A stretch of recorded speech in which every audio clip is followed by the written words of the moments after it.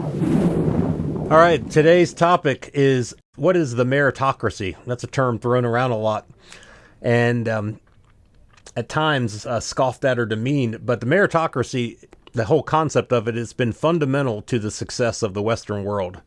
In a system or society where advancement rewards are based off individual ability, talent, and the service you provide and achievement versus factors like social status, wealth, or family background, is a society that is moving forward and is productive and fair to all.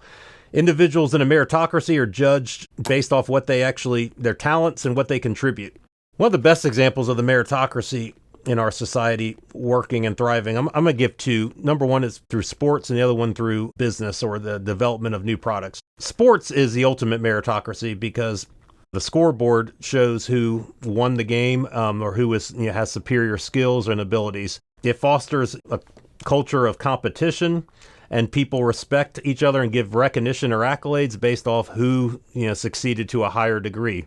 Athletes nowadays, no matter where they come from, they can earn a lot of money if their talent supersedes their competitors. But I also want to get into how the meritocracy is what solved a lot of even societal problems. It used to be sports weren't integrated. Jackie Robinson broke the color barrier. And that didn't happen because Major League Baseball just wanted to promote social justice. That happened because Jackie Robinson was really good, and the job of owners and general managers is to win games. And maybe some teams resisted having a black player on their team at first, but as they started to lose and fail in the arena of baseball, they quickly changed their views on that. The same is true in sort of the 60s in college sports. SEC schools used to only have white players.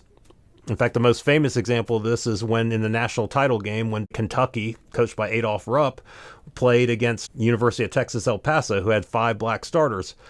They won the national championship. They beat Kentucky. And pretty soon, every single school in the Southeastern Conference started having black players on their football and basketball teams. So social change was created through the meritocracy. When we judge people off of their talents, individual talents and their abilities, then problems like that are worked out. In business, the same thing is true.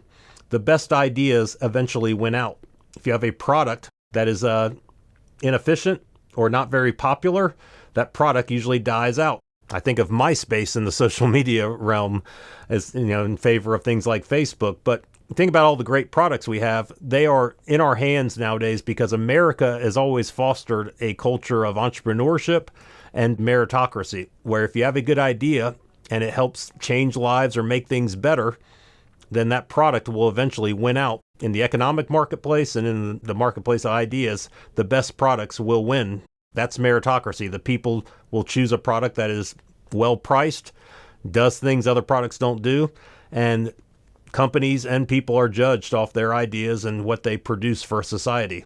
Elon Musk has had a lot of great ideas. Eventually, electric cars probably will become the norm as people figure out how to make them cheaper. The original Ford was Henry Ford learned how to make that mass produced. That was cheap enough for the average American to afford, and so everybody bought it. Meritocracy is a good thing. Every individual does have individual talents that they can use to not only be extremely successful, but be financially successful in this world. And the more we judge people off what they bring to the table, what they do for society, and their ideas and what their talents are, the better society is, and also the more fair society is, versus sort of the trend now, which has been a system that is not based off meritocracy. Let's talk about something that is sort of anti the meritocracy that's been in the news lately, and that's DEI. Anytime somebody criticizes DEI, often the first thing that will often get said is, well, do you not believe in diversity? Of course, diversity is awesome. Diversity is what is great, and diversity is how you get the best ideas from different cultures, different people, different backgrounds. That's what produces the best things in society. Problem with DEI is it puts people in positions simply off immutable characteristic like skin color. And so as a result, instead of just taking the best ideas from the best people from all different backgrounds from all over the world, which is what America is supposed to be, and this is why our economy's always been great and why our country's great, it's putting people in positions to fill a quota. The meritocracy and diversity go hand in hand. The way to increase diversity is through the meritocracy, because obviously there's all different types of people that have talents that we want to bring to America, or we want to harvest and use to make society better. So when it's a system based off meritocracy, people understand that the people in positions of power, or the people succeeding, they're there because they're really good at what they do. You could say that's how we view, obviously, athletes and that are stars in different sports. We see in front of our eyes that they are really good at what they do, and it doesn't matter where they come from or their background or their ethnicity. But what DEI does is it creates mistrust of the people put in positions of power or people that are given certain positions. Instead of people thinking they must be there off merit, it makes them suspicious or maybe question whether that person does deserve to be there.